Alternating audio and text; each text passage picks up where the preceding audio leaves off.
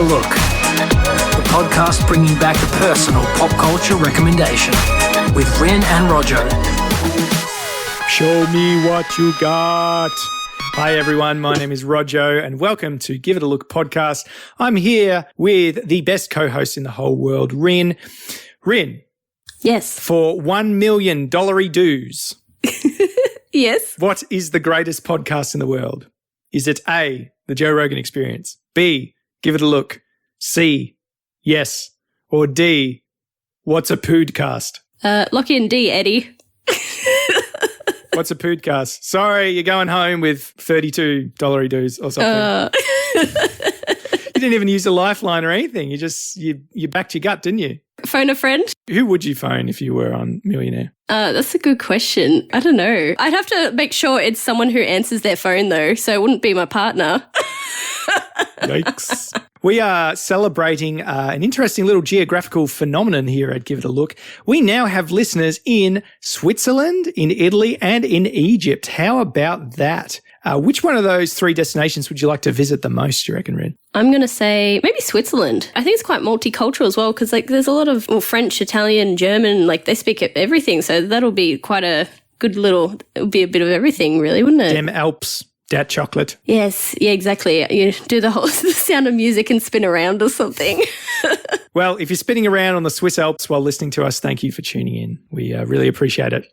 Let's get right into it. Okay, so we're giving each other a movie that we have never seen before, and we're going to get each other's hot take on it. Rin, what have you for me? So I gave you the 1991 psychological horror movie, The Silence of the Lambs. I really like this movie. I watched it when I was quite younger and I watch it every few years probably. It still hits that mark for me. Trainee FBI agent Clarice Starling is directed to interview Dr. Hannibal Lecter in hopes that he will assist the FBI to create a profile for the serial killer Buffalo Bill, who has been kidnapping and murdering women in the town. Lecter was once a psychiatrist and his intelligence and intel are very sought after.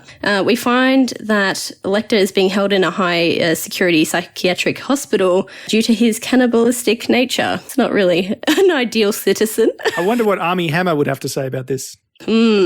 Yes. Hannibal Lecter. Got him.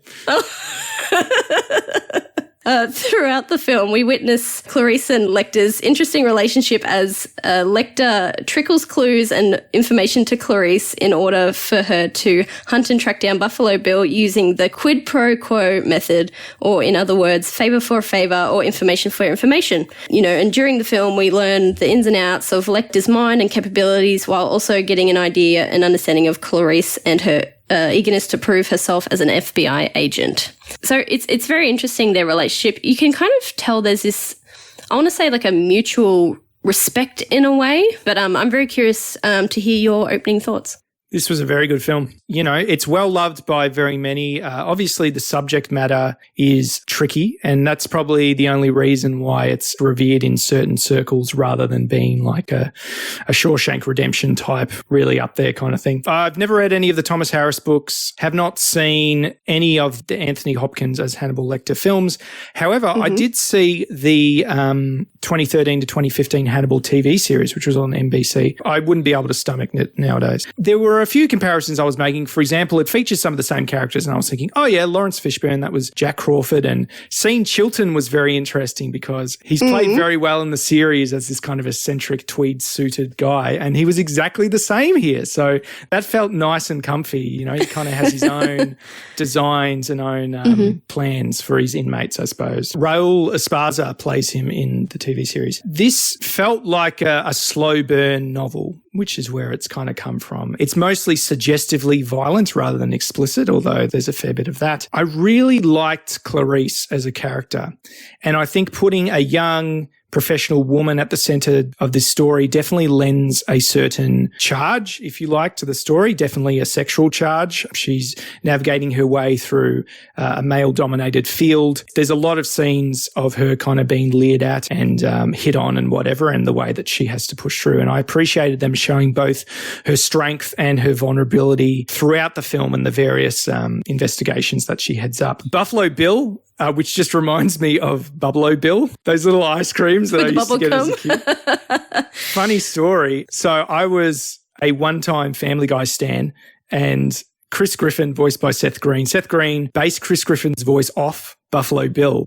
Oh, okay. He puts the lotion on his skin. Oh, hey, Dad. That's not a very good Chris Griffin. Oh, it's no, a few that was steps actually away. pretty good. Colonel Schwartz. As well, I was doing some reading, and Jodie Foster she's made for that role of Clarice, in my opinion, and she wasn't first pick. They wanted originally Michelle Pfeiffer. Oh, yeah, I can see that. And I think they wanted Meg Ryan as well, because remember, she was quite an it girl. See, I can't see that. No, it's too grisly for her. Jodie Foster was just phenomenal in this movie. She held her own, and I think she's a very strong character. I thought the whole film was going to be from her perspective, and from most of the time it is. It's not until kind of the second half where some scenes feature that don't have her in it. Personally, I would have preferred to kind of stay in her head, but I understand that it's an adaptation of a novel and they probably have to follow what's in there. And also, Anthony Hopkins' performance is bone-chillingly good. A lot of people say that, he's only on screen for this long or he only blinks this many times. It's less than 25 minutes throughout a whole almost 2-hour movie, and he won the Academy Award for it as well. It's 1 out of 3 movies that has taken the top 5 award categories. So best director, best actor, actress, etc. kind of thing. So it's a very decorated film in regards to awards and everything. And considering it only had a $19 million budget as well, and it just blew up kind of thing, it would probably be worth a lot more now with inflation and things like that. The box office was $272.7 million. Oh. What a return. Yeah, we were saying just before recording that the kind of mid-level, mid-budget film is not being made anymore because there's so much risk associated. You've got these really expensive established properties, Marvel et al., that people already know whether they're going to see or not, and you're likely to see a return there, but you're also likely to see a return off the indie scene or the Oscar grab kind of scene. Yeah, these kind of films just aren't really being made anymore. This film is, it's so much more than its kind of context, and it's very well written. It's exquisitely paced. Some parts of it haven't aged as well as others. I'm thinking of, the parallels it draws between transsexualism and violence, because Buffalo Bill is in a state of transition himself. The novel's from the 80s, and so I understand things were different back then. You can see in the few scenes Buffalo Bill is in that he's trying to kill the empathy within him. When he abducts this young woman, you can see him avoiding eye contact and referring to her as an it as well. It rubs the lotion on its skin, or it gets the hose again. Creepy line in itself. Definitely an interesting character. And there's so much subtext of predator and prey here. I mean, obviously you've got Buffalo Bill, who is preying on young women, but also you mentioned this relationship between Hannibal and Clarice. Again, it feels charged. It feels like he's almost feasting on her secrets, because you mentioned the quid pro quo arrangement. He's saying that he's only going to be forthcoming with information about these crimes if Clarice tells him things about her, which she's been strictly advised not to do. So he draws her kind of into his game. It's interesting. I find he has this kind of protectiveness of her. Because as you see at the start of the movie, as she's kind of walking past another inmate, he throws bodily fluids at her. He's like, that is the height of rudeness. That's disgusting.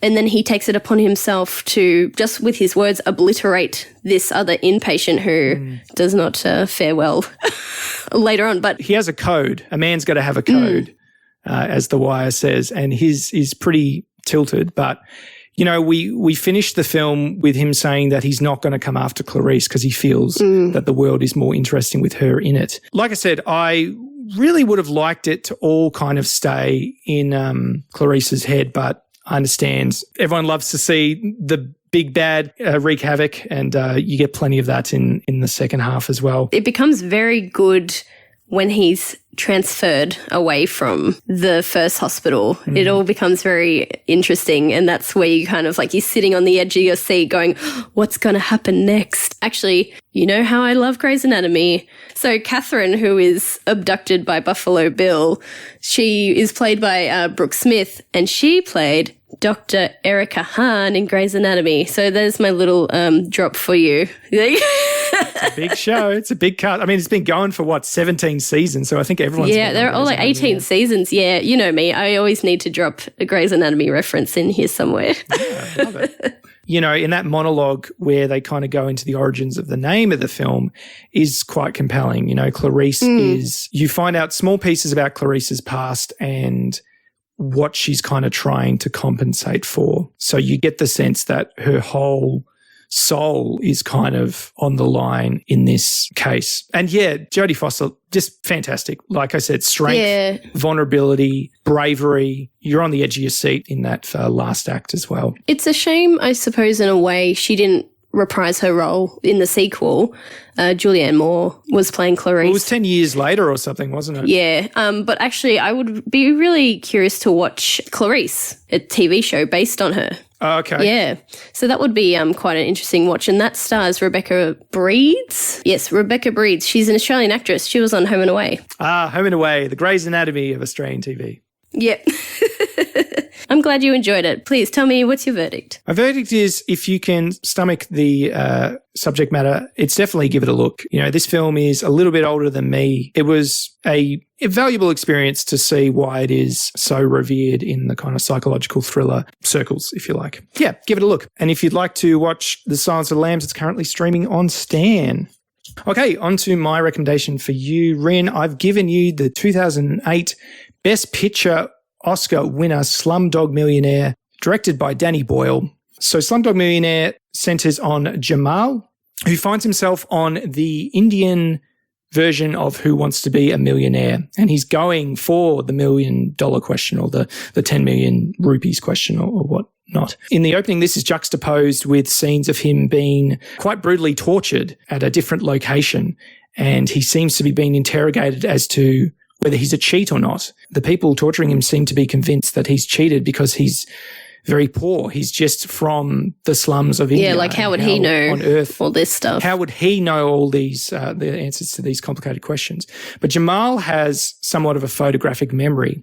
And as he goes through each of the questions, he's able to relate each one to a significant event in his life, which is just such a genius concept for a story, I think. So we see in flashback Jamal and his brother Malik and their kind of upbringing in the slums of India.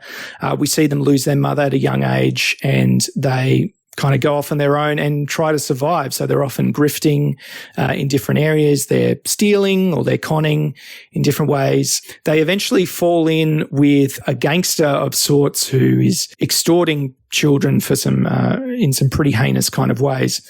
And while Jamal kind of has this pure heart, Malik has a bit more of an aggressive streak. Sorry, it's not Malik, it's Salim. My stupid notes have got me naming this cricketer called Salim Malik, so I've got them mixed up. So Jamal and Salim. Salim has a bit more of a mean streak, and so he actually finds himself being kind of groomed by gangsters. So we see them as kids.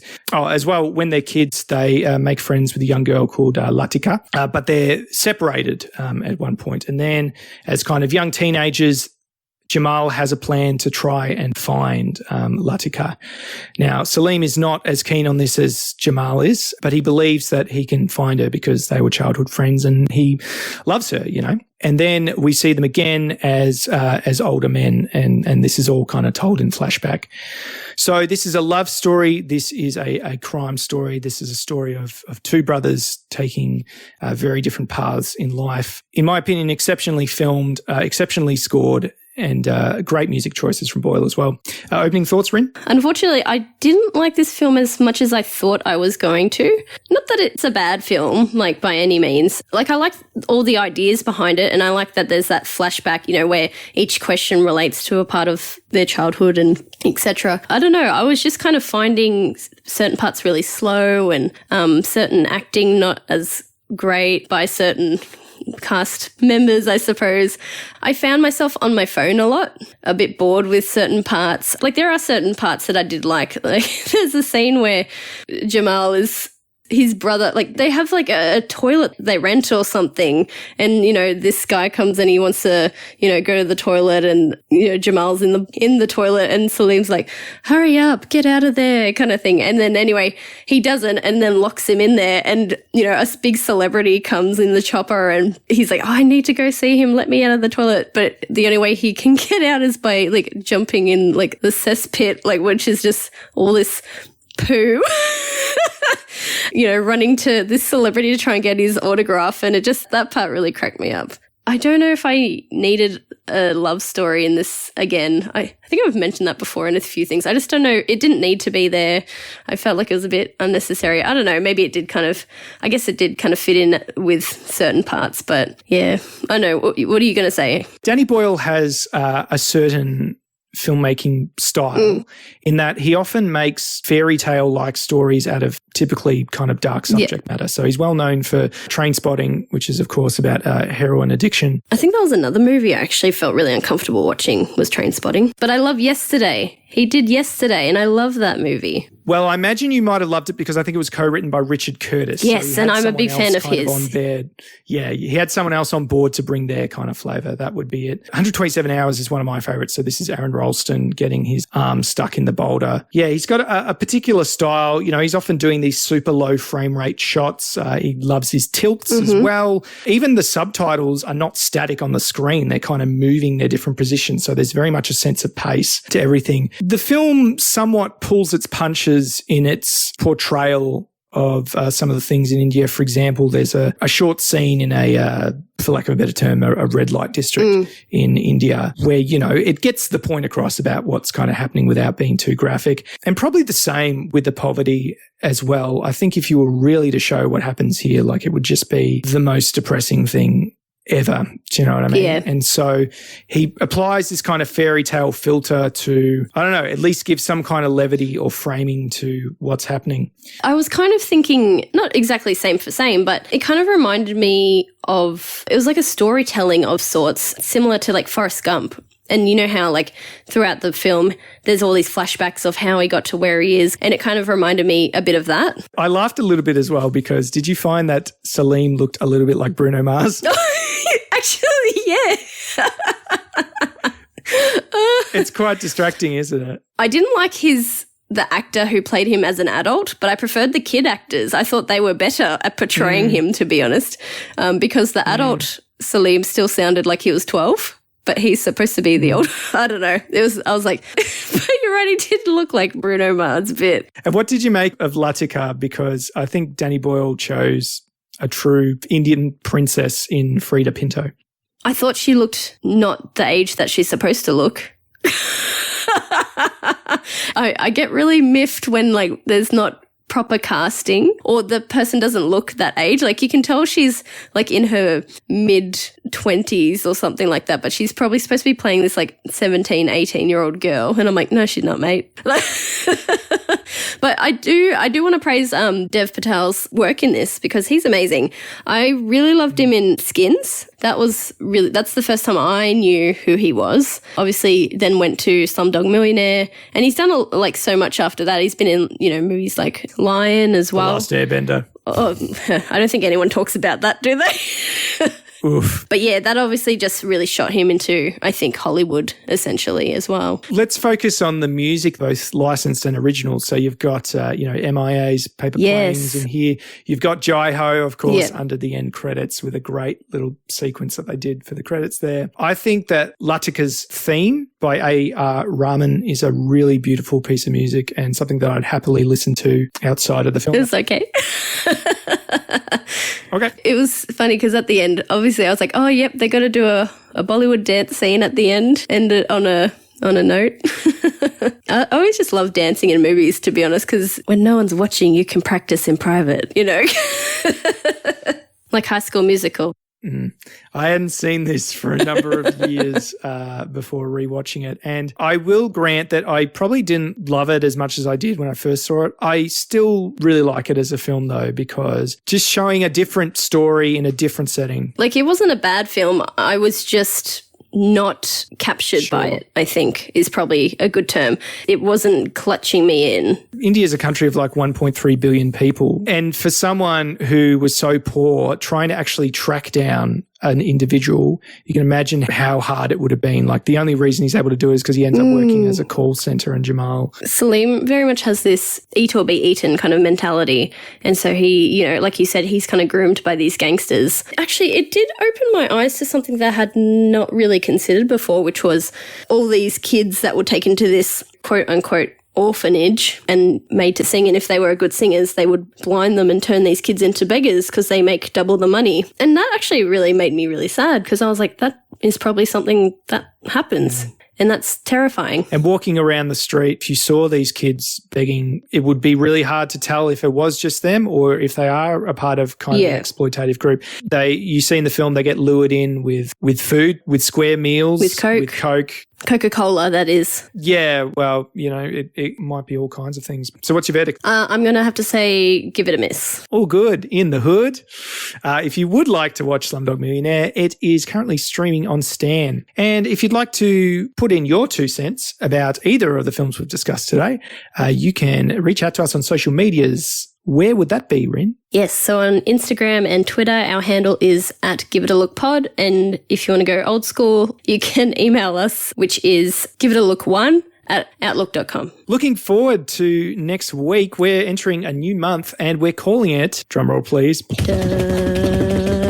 Doco Semba. That's right. We are going to dive into documentaries. So what's your first offering for me, Rin? Yes, so I am giving you Working Class Boy, which is the tale of Jimmy Barnes and how he came to be Jimmy Barnes. The origin story we never knew we wanted. I'm looking forward to the scene where they're like trying to think of a band name and they're like, well, when I was a boy, we had a chisel and we had to put it under cold water and we would use it to break blocks apart. So that is why we are Cold Chisel or something like that. We'll see what happens. I'm intrigued. I'm sure that's exactly what happened.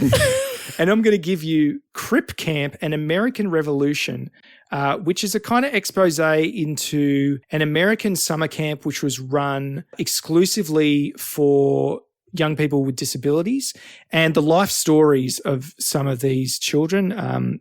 Many of them grew up to become key parts of the American movement, which pushed to legalize wheelchair accessibility in major American cities, which I never knew was not a thing until quite recently, actually. Yeah, it'll be very interesting to watch. We are also launching something quite exciting next episode. We are launching our very first Summer of Cinema. And if you're intrigued by that and you want to know what that is, then all you have to do is tune in next week. Very, very exciting. Anything to sign off with, Rin? Lock it in, Eddie. Don't be paranoid, get a hemorrhoid.